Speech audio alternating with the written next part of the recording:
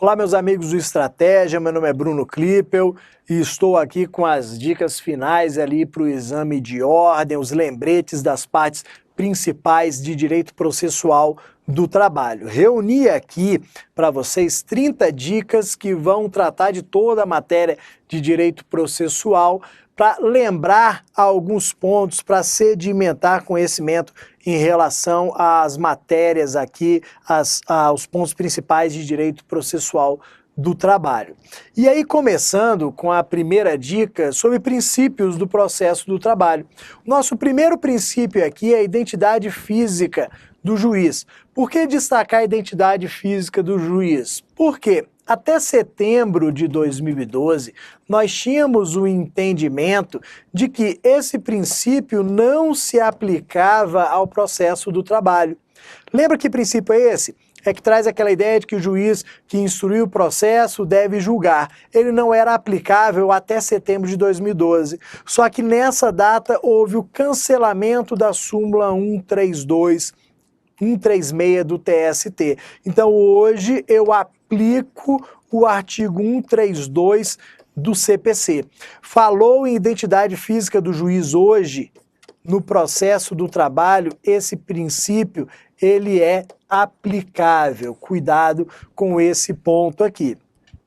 E aí, partindo para dica 2, vocês vão perceber que as dicas são bem rápidas mesmo, são dicas certeiras, bem objetivas, para a gente poder cumprir todo o programa da nossa revisão. E aí, ainda sobre princípios, jus postulandi. O que vocês têm que lembrar aqui? Jus postulandi está no artigo 791 da CLT, que é aquela possibilidade que as partes têm de ir ao Poder Judiciário sem advogado. Esse jus postulandi, ele continua válido mesmo após a Constituição de 88. Ele não conflita com o artigo 133 da Constituição, que fala que o advogado é indispensável à administração da justiça. Não existe conflito, não existe incompatibilidade. Mas o que o TST fez lá no ano de 2011? Ele criou a súmula 425, restringindo a aplicação do princípio. Ele disse que o jus postulandi não se aplica a 4 situações que eu vou listar aqui e que são as situações que vocês têm que lembrar. Ele não se aplica a mandado de segurança, a ação rescisória, a ação cautelar e aos recursos para o TST. Então, se eu quero impetrar um mandado de segurança, ajuizar uma rescisória, ajuizar uma cautelar ou interpor um recurso para o TST, eu preciso de advogado. Nas outras situações, não mantém-se o jus postulandi. E aí, partindo para a nossa dica número 3, já sobre organização da Justiça do Trabalho. O destaque que eu fiz aqui foi para o importante artigo 112 da Constituição Federal, que fala dos juízos de direito. Vejam o que acontece. Esse dispositivo diz que se no local não houver vara do trabalho ou se ela não for abrangida por vara do trabalho próxima, a lei pode atribuir a competência, a jurisdição trabalhista aos juízos de direito. O que significa dizer que eu ajuizaria uma reclamação trabalhista, por exemplo, perante uma vara cível. O juiz da vara cível trataria o meu processo trabalhista como se ele fosse juiz trabalhista. Por consequência, proferiria uma sentença trabalhista. Dessa sentença, eu vou interpor recurso. Apesar desse juiz da vara cível ser vinculado ao TJ, como ele atua como juiz do trabalho, o meu recurso ele será dirigido para o TRT. Toma cuidado, porque as assertivas gostam de colocar TJ, TST, gostam de colocar qualquer tribunal, mas o correto é o TRT. Leiam, vale a pena, leiam esse artigo 112 da Constituição. E aí, já partindo para a nossa dica 4 sobre competência da Justiça do Trabalho. Competência é sempre um tema importante para as provas de processo do trabalho. Falou em processo do trabalho, um dos pontos mais importantes, competência. E aí eu destaquei duas situações, servidores estatutários e honorários de profissional liberal. Por quê? Porque o primeiro, nós temos decisão do Supremo aqui em ação declaratória de inconstitucionalidade, falando que a Justiça do Trabalho não tem competência para analisar os pedidos de servidores públicos estatutários. Se for um servidor seletista regido pela CLT, a competência é nossa. Se for um servidor estatutário, a competência é da Justiça Comum Estadual ou federal, a depender do servidor estatutário ser da União, do Estado ou de um município, mas ele não é competência nossa trabalhista. Já a ação proposta por profissional liberal buscando seus honorários em face de cliente, ela também não é da nossa competência. Então, por exemplo, se um arquiteto ajuiza uma ação em face de um cliente buscando o adimplemento dos honorários contratuais, essa competência, nos termos da súmula 343 do STJ, também é da Justiça Comum. Partindo para a nossa dica 5 também de competência, agora já competência territorial. A dica anterior era sobre competência material, agora competência territorial. Resposta à seguinte pergunta: Bruno, em que local eu ajuizo a minha ação trabalhista? Eu fui contratado num lugar, prestei serviços no outro, qual é o local que eu vou ajuizar a ação? Você vai partir para a análise do artigo 651 da CLT, que eu vou destacar, que diz que o local da prestação dos serviços é o local competente. Pouco importa o local da contratação. Fui contratado em um local, trabalhei em outro, vou ajuizar no local da prestação dos serviços. O que pode acontecer também? Fui contratado no local 1, transferido para o 2, depois transferido para o 3, enfim transferido para o 4 e aqui houve a rescisão do contrato de trabalho. Apesar de ter trabalhado em 2, 3 e 4, o entendimento aqui é que eu vou ajuizar no último local da prestação dos serviços. Então vamos tomar cuidado com esse ponto aqui. Já partindo para a sexta dica, ela já trata de partes e procuradores, tema importante também em processo do trabalho. Sobre partes e procuradores, primeiro eu destaquei aqui a assistência judiciária gratuita e o benefício da justiça gratuita para nós lembrarmos dos requisitos e das diferenças. Se falou de assistência judiciária gratuita, você lembrou do sindicato. O sindicato presta assistência judiciária gratuita, presta assistência judiciária nos termos da Lei 5584 de 70. Então, Bruno foi ao sindicato da categoria dele e ajuizou uma ação em face do ex-empregador. Bruno está assistido pelo sindicato da categoria. Se ele receber até 2 salários mínimos, ou recebendo mais, declarar pobreza, ele preencheu os requisitos da assistência judiciária gratuita, porque os 2 requisitos são estar assistido pelo sindicato da categoria e receber até 2 salários mínimos ou recebendo mais, declarar a hipossuficiência financeira. Preenchidos os 2 requisitos da assistência judiciária gratuita, eu tenho 2 consequências. Primeira consequência, isenção das custas processuais. Segunda consequência, condenação do reclamado ao pagamento de honorários de sucumbência.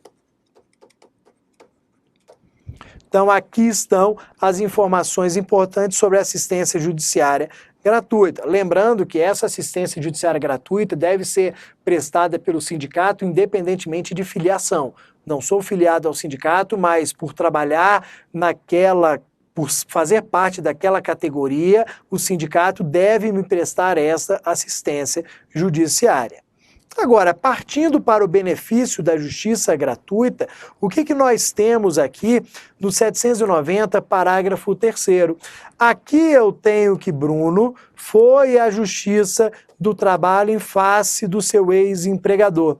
Mesmo que Bruno tenha contratado um advogado particular, pode ser que ele não tenha condições financeiras de arcar com os custos do processo. Se ele não tiver condições financeiras, ele vai requerer o benefício da justiça gratuita. Basta provar o recebimento até 2 salários mínimos ou, se receber mais, declarar hipossuficiência financeira. Presente esse requisito, ele tem a isenção das custas processuais. E olha o que acontece, esse parágrafo 3º do 790 diz que esse benefício pode ser deferido, inclusive, de ofício. O que significa? Sem requerimento. Então, o benefício da justiça gratuita pode ser deferido por requerimento ou de ofício se o juiz perceber que a parte não tem condições financeiras de arcar com os custos do processo. Então, traçamos ali as diferenças entre os dois, passando já para a dica 7, que continua a ser sobre partes e procuradores. Aqui nós vamos lembrar de mandato tácito. E aí eu destaquei para vocês aqui no slide, até para vocês anotarem se houver necessidade, o artigo 791, parágrafo 3º, a súmula 164 do TST e a OJ 200 da SDI 1. Todas elas vão tratar do assunto mandato tácito. Lembra o seguinte, não há necessidade no processo do trabalho de uma procuração, de um documento, uma procuração expressa. Pode ser que o advogado vá à audiência e o seu nome conste, vá à audiência, e o seu nome conste na ata de audiência. O fato do nome do advogado constar na ata de audiência confere a ele mandato tácito, nos termos do parágrafo 3º do 791. Leia esse parágrafo 3º porque ele é relativamente novo. Então, inserimos o nome do advogado na ata de audiência, ele possui mandato tácito. E aí surgia uma dúvida que era a seguinte, será que o detentor do mandato tácito, ele pode recorrer? Pode. Nos termos da súmula 164, ele pode recorrer. Por quê? Porque o mandato tácito, ele confere poderes gerais. Ele não confere poderes especiais, só os gerais. Mas recorrer faz parte desses poderes gerais. É um ato ordinário comum. Agora, se ele pode recorrer, ele não pode subestabelecer. Ele não pode subestabelecer. Por quê? Essa OJ 200 da SDI 1 já considera o subestabelecer como um poder especial. Então, retira essa possibilidade. Então, recorrer pode, subestabelecer não. Partindo para a nossa dica 8, sobre partes e procuradores também, é uma parte importante do nosso estudo, honorários advocatícios de sucumbência.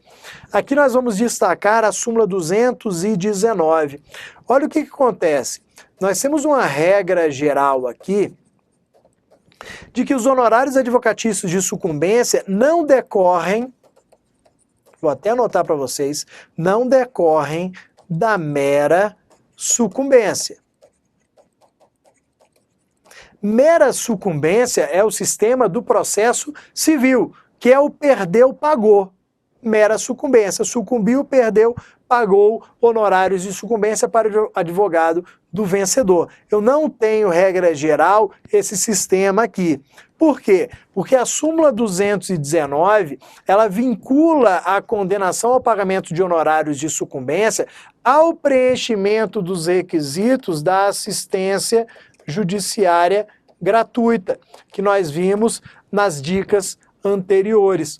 Então, para ter condenação aos honorários de sucumbência, eu preciso estar representado pelo sindicato e receber até 2 salários mínimos ou declarar a hipossuficiência. Presentes esses requisitos, eu tenho honorários de sucumbência de até 15%. Essa é a regra geral, esse daqui é o inciso 1º da súmula 219. Só que nos demais incisos, ela traz outras situações que aí o sistema muda, que aí já passa a ser mera sucumbência.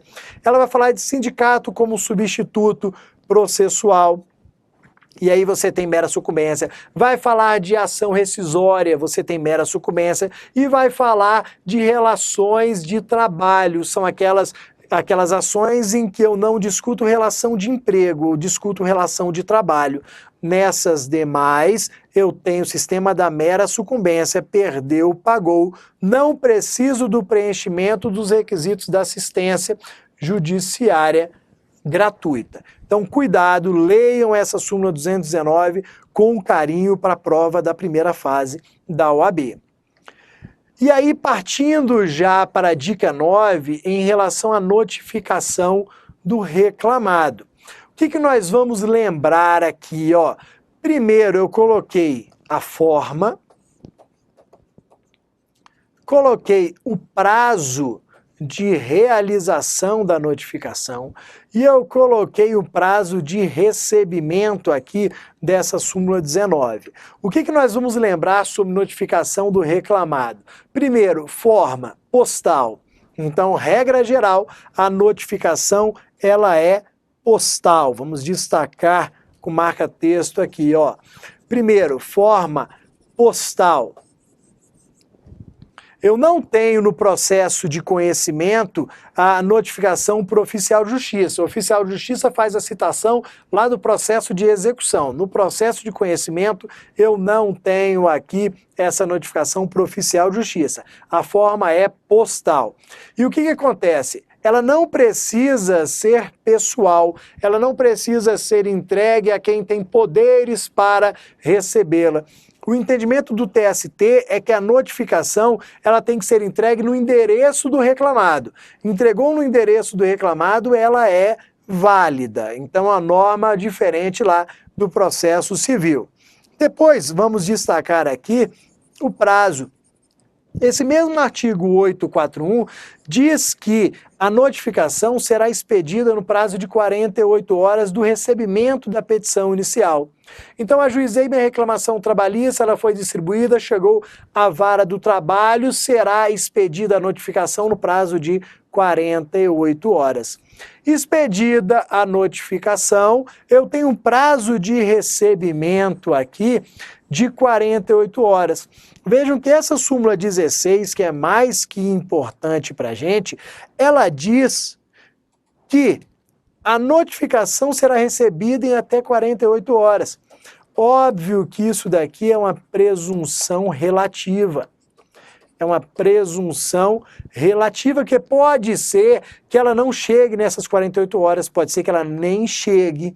Só que a súmula 16, o TST, diz que é ônus da prova daquele que deveria receber, do destinatário, a prova de que não recebeu em 48 horas, a prova de que não recebeu. Então é ônus do destinatário demonstrar, por exemplo, que não recebeu em 48 horas. E aí nós vamos lembrar ainda o seguinte, que do recebimento da notificação até a realização da audiência, o artigo 841 da CLT diz que eu tenho que ter um prazo mínimo de 5 dias. Então, entre o recebimento da notificação e a realização da audiência, eu preciso de um prazo mínimo de 5 dias, que é o prazo mínimo necessário para a preparação da audiência, da defesa. Porque vocês sabem que a defesa é apresentada na audiência, ok? Então, detalhes da nossa dica número 9 aqui. Só que ainda sobre notificação vem a dica 10, que trata de notificação por edital. Eu falei para vocês que no processo do trabalho, no processo de conhecimento, não há notificação por oficial de justiça, mas há notificação por edital. E nós temos que tomar cuidado aqui, nós temos que rever esse ponto e tomar cuidado, porque o parágrafo 1º do 841 traz uma norma que no primeiro momento pode parecer estranha, mas é assim mesmo. Ela diz que se não for possível a notificação postal pelos correios, nós passaremos para a notificação por edital. Ou seja, ela não fala sobre oficial de justiça. Não há, como eu disse, notificação, citação por oficial de justiça no processo de conhecimento. Não é possível, não foi possível correios? Vamos para o edital. Isso é normal, é assim mesmo. Nós vamos guardar o oficial de justiça lá para o processo de execução. Só que olha o que acontece.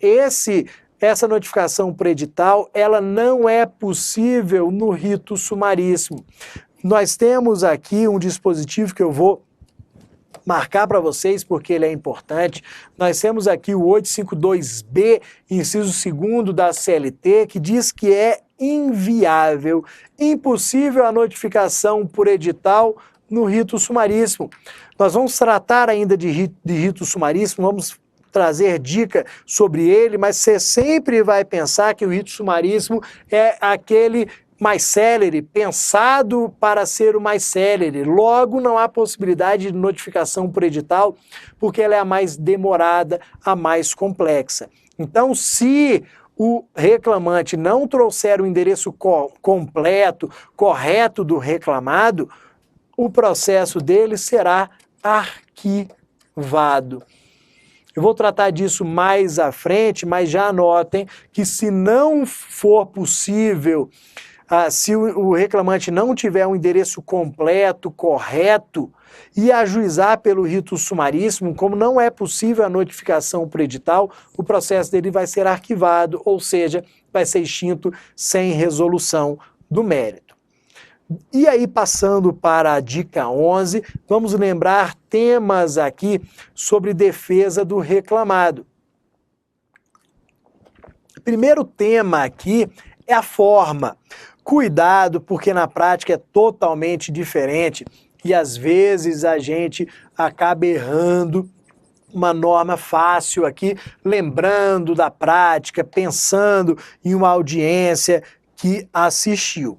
Olha o que acontece. Para provas, em especial exame de ordem, primeira fase, para prova objetiva, nós vamos seguir a regra que a defesa é oral, feita em até 20 minutos, porque essa é a regra descrita no artigo 847 da CLT. Não existe previsão de defesa escrita aqui no processo do trabalho, ela é oral em 20 minutos. Só que olha o que acontece, nós temos aqui que lembrar também da súmula 122. Se eu não apresento a defesa, eu sou rével. Só que no processo do trabalho, o que acontece? Se eu não estou presente à audiência, se eu reclamado não estou presente à audiência, eu sou rével porque não poderei apresentar a minha defesa. Só que olha o que está acontecendo. Foi feito o pregão, reclamante está presente, reclamado não está, mas o advogado está presente. Então, por exemplo, o preposto não está, o dono da empresa não está, mas o advogado da empresa ali está. Ele tem procuração da empresa, ele está com a defesa da empresa. E aí? Será que eu tenho revelia da mesma forma? Tenho. A súmula 122 do TST vai falar que mesmo com o advogado presente, mesmo que ele tenha procuração, mesmo que ele esteja com a defesa, eu tenho revelia porque o reclamado não está presente, o preposto não está presente. E o advogado não pode ser advogado e preposto ao mesmo tempo. Vamos lembrar sempre dessa súmula 122, porque ela ainda fala o seguinte, a única forma de evitar a revelia aqui seria a apresentação de atestado médico, só que não é um atestado comum, é um atestado que demonstra expressamente a impossibilidade de locomoção. não é um atestado comum que ateste qualquer doença, tem que ser aquele que demonstre impossibilidade de locomoção. Só que vamos lá, a ideia agora muda um pouco. O reclamado está chegando, pegou o engarrafamento, está chegando, já foi feito o pregão e ele está chegando, está atrasado. E aí? Feito o pregão, o reclamado não está presente, está atrasado porque está no trânsito, está no engarrafamento, ou por qualquer outro motivo. Para a prova, qual é a ideia que nós vamos levar? Atraso da parte não é tolerado. É o que diz a OJ 245 da SDI 1. Atraso da parte não é tolerado. Então foi feito o pregão, aguardou alguns minutinhos ali de razoabilidade. Não está presente, está atrasado, está chegando. Se for o reclamado, o juiz decreta a revelia. Se for o reclamante, arquiva o processo. Então tomem cuidado com essa OJ 245 que trata de atraso. Partindo aqui para a nossa dica 12, prova testemunhal. O primeiro ponto aqui é o número de testemunhas. É uma afirmação fácil, é uma ideia fácil, mas que tem que ser levada em consideração. Qual é o número máximo de testemunhas para cada parte? A gente sempre vai lembrar o seguinte, ó, dos ritos ordinário, sumaríssimo e o inquérito para apuração de falta grave.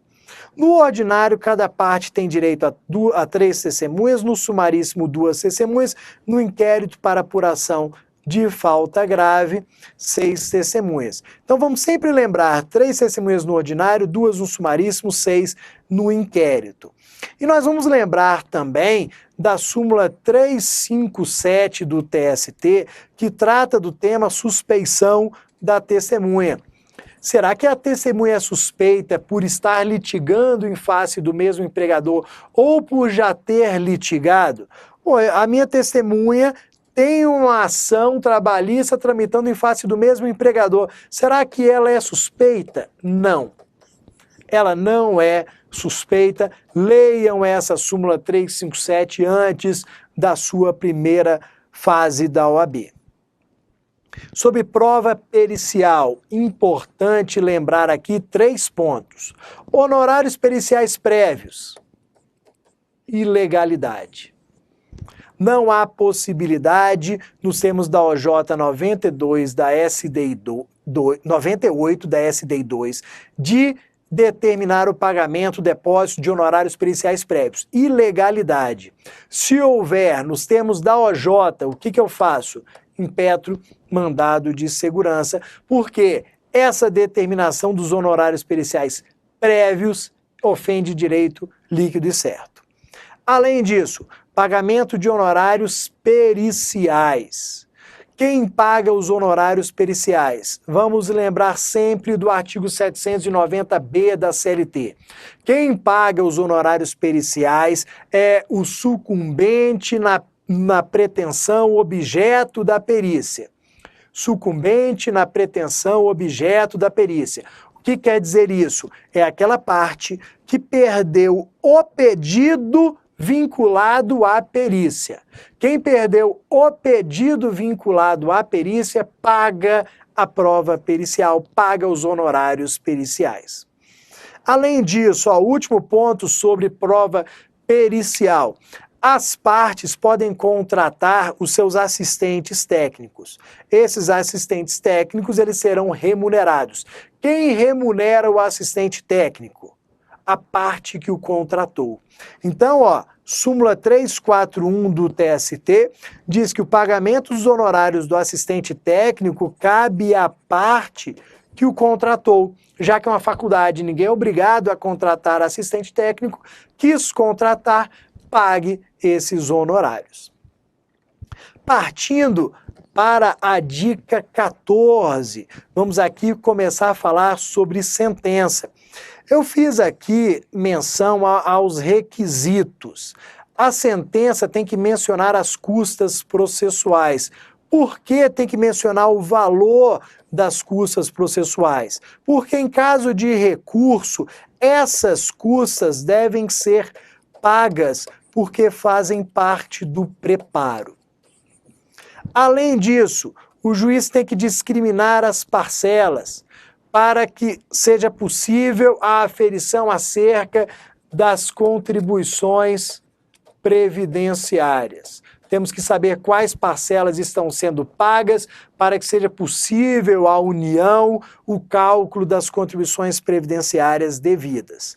Além disso, eu tenho intimação da União nos termos do artigo 832, parágrafo 4º da CLT. A União tem que ser intimada. Por quê? Porque ela possui legitimidade recursal para discutir essas contribuições incidentes. Pode ser que a União discorde de eventual acordo que foi homologado e aí queira interpor recurso. E aí a última dica desse primeiro bloco, ainda sobre sentença, é a sentença homologatória de acordo. Então, João e José apresentaram um acordo. José receberá R$10.000 em 10 parcelas de 1.000. Homologado esse acordo, o que acontece? As partes não podem interpor recurso. Quando eu tenho homologação de acordo, ele transita na data da homologação e as partes não podem recorrer. A parte se arrependeu. A parte assinou o acordo porque estava sendo coagida. Elas não podem recorrer. Só quem pode recorrer dessa decisão, como eu falei na dica anterior, é a União. Só que vejam, a parte estava sendo coagida. Vocês sabem lá do direito civil que coação é defeito do ato jurídico. Eu tenho como buscar a anulação desse negócio. O único meio que a parte pode se utilizar, coloquei aqui a ação rescisória. Vou até destacar, a parte não pode recorrer, mas ela pode ajuizar a ação rescisória nos termos dessa súmula aqui, súmula 259 do TST. Daqui a pouco nós voltamos no segundo bloco com mais 15 dicas.